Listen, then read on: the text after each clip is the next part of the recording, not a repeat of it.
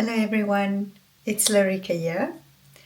A couple of weeks ago, maybe even a bit longer now, I went to Amsterdam for a few days and I had a really great time. I went there because my brother was there and I haven't seen him in a few years because he lives in the northwest of the US and I live in Sweden, so it's not always so easy to get together. So he was in Amsterdam for work, so I went and we spent the weekend together in over there, and it was such a good journey. So good to see him. But I left a day before the weekend started. I got there on the Thursday afternoon, and so the Friday, while he was still working, I went on a bookshop excursion through Amsterdam.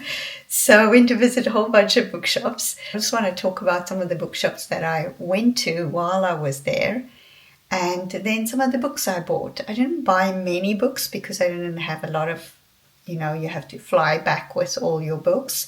So I bought a few, and I think these were all of the ones I bought because I've already packed my books in my shelves, in my library shelves, so I can't I don't exactly remember which ones I bought, but I have an idea.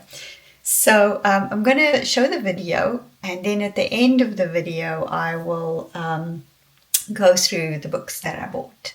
So enjoy my Amsterdam visit.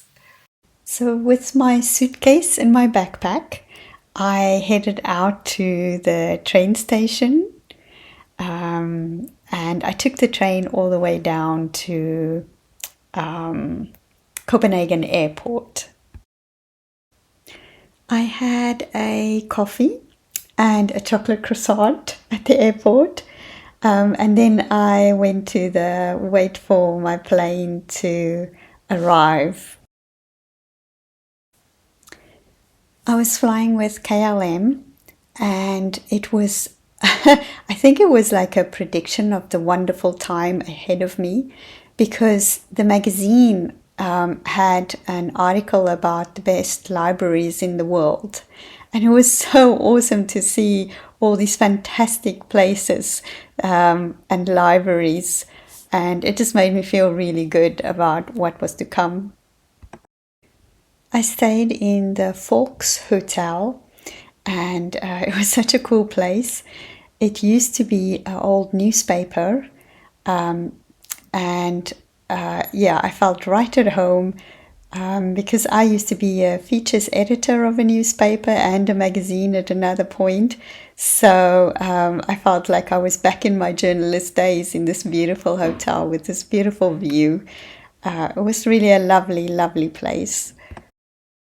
So on the Friday morning, I took a walk all the way from the hotel down to the city, and I passed some really beautiful places. It was such a beautiful city to walk through, with all the waterways and the things to see along the way. A magical place. I had an idea of bookshops I wanted to go to, but I wasn't sure which ones I would get to. And I found I had this zwart boeken op wit on my list to go to, but it looked like it was a bit far away from the other ones, so I didn't think that I would make it there. And then I came across it by accident. I got lost a little bit, so I found this bookshop and it was magnificent. And then I found Waterstones. And I absolutely love Waterstones. If you don't know, it is one of the main bookshops in the UK. It's a chain store. And here was one in Amsterdam. I loved it in there, and the people were so friendly. Yet again, I really enjoyed my time chatting to everyone and walking through the store. Just outside Waterstones was the Spui book market. That's on Fridays. I really enjoyed walking through and finding all these old books there at that space. And then there was the American Book Center and another one called Shaltama. And they were both next to each other. And I can't remember which one was this that I took the photo of. But again, amazing bookshops with magazines and everything in them. I also found the English bookshop. What an experience. It was this in Amsterdam. There were just so many books that I could actually go through and look at, because there were so many English books in Amsterdam. The Oudemanhuispoort book market was the most special out of them all. This is a really old passageway where they sell secondhand books. You can just walk through there and discover all these amazing books. And apparently Vincent van Gogh used to walk through there. It was wonderful to walk there and imagine that he walked through this same passage. Very special. And then I found the book exchange, and it had so many floors. It was so old and creaky and really lovely. You walk and it feels like the floors just go creak.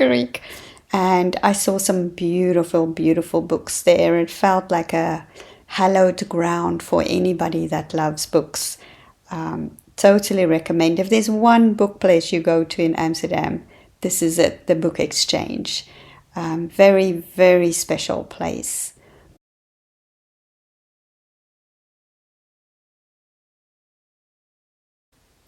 My brother and I went both on a boat cruise or tour, and we also went to the Rijks Museum. It was quite a fantastic experience. The boat tour was really lovely. 3 new canals were laid out in concentric rings. The Herrengracht was innermost.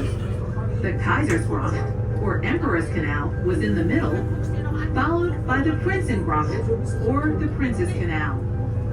We just saw so many beautiful things from the river, and you can literally see the whole city just by going down these canals, and just explore from the water, which was really very beautiful. The Rijks Museum was absolutely mind-blowingly amazing. Oh my gosh, I just saw the most beautiful art, and it was just blowing me away. They had this library inside the museum. You couldn't go to the books, but you could stand at the top and watch, look down at the library. And I was in awe of this. It was so super special.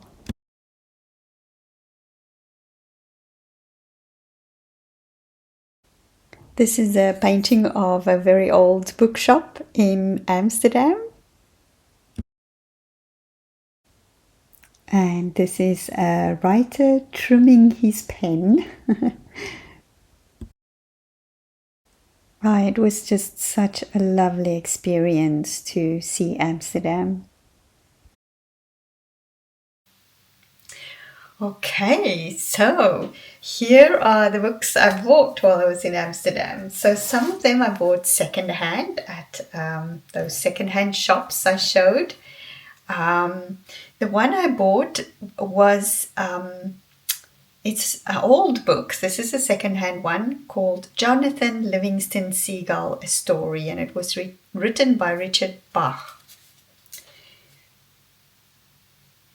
And the reason I bought this book was my dad had a copy of this, and he always used to show me this little book, and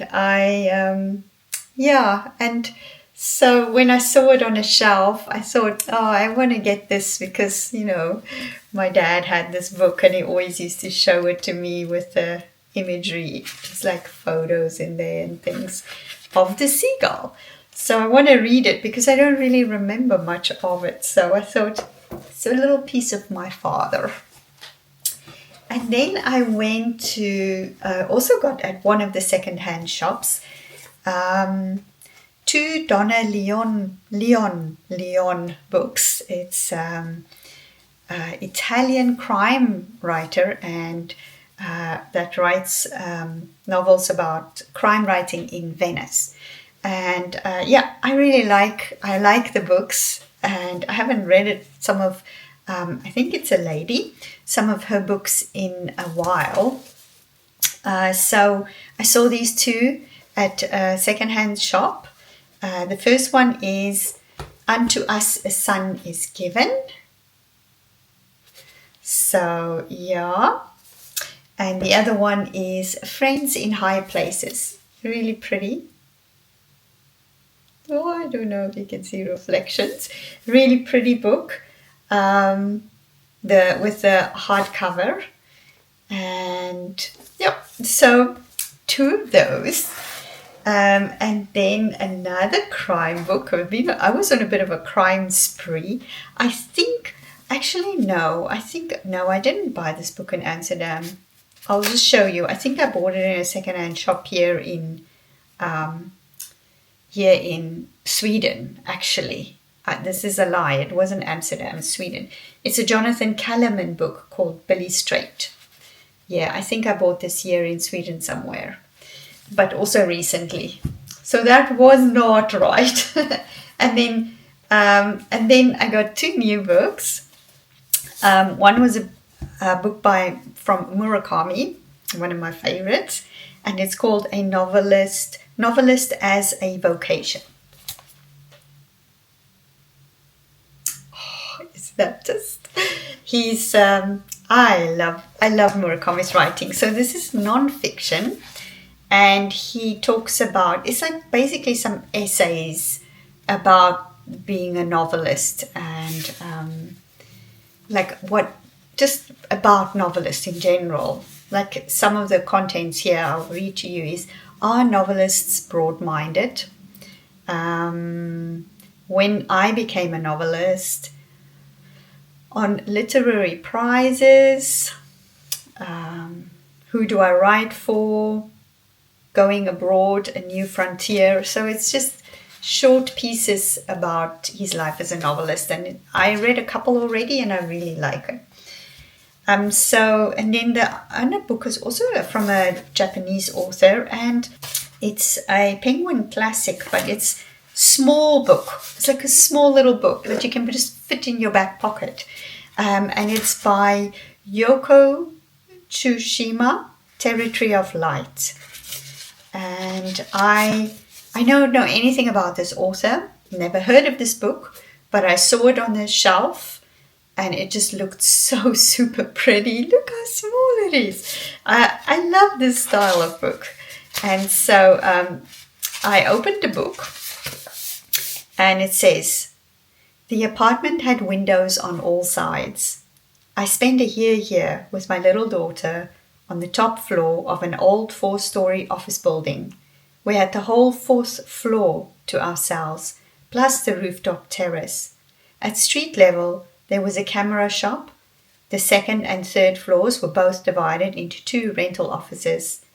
A couple whose small business made custom gold family crests, framed or turned into trophy shields, occupied half a floor, as did an accountant and a branch of knitting school.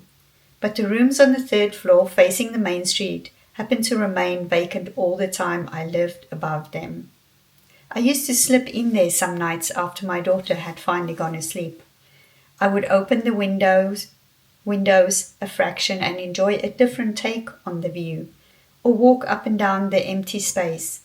I felt as if I were in a secret chamber unknown to anyone. Now, that is just, oh my goodness. Yeah. So if you know me, you know I've written a few books. And the first book that was published was called A Dreamer's Life. And what she writes here was so much experience I had. I don't have a child, but when I moved into my own space for the first time in my 40s after my divorce or separation at first and then divorce, in Wimbledon in a small apartment above a dry cleaners. And I wrote about that in this book, A Dreamer's Life. And when I read this first opening page, basically, of this little book, it just takes me back to that space, because it was completely empty. It used to be offices. It was turned into apartments. And there was nobody else living there. There was 1, 2, 3, 4, 5. I think there were 5 apartments in the building. And it was still it was so rough, like completely. And I moved in there at night. I moved in there, and at night it felt so strange. It was on the main street, Wimbledon's High Street. And it felt like I was the only person in the world. And I would go on the stairs at night, and it's like there's nobody there. They were still building the other apartments. I was just renting, and there was nobody there. Like, it felt like I was in this magical, strange space. And the way she writes about that is just how I felt and what I try to convey in my book, A Dreamer's Life. So these were the books that I got on my, let's take the Kellerman book away, on my journey to Amsterdam and visiting the bookshops, and my brother. So I hope you enjoyed this video, and I will speak to you all soon, and I wish you a wonderful day further. Thank you so much for watching. Bye.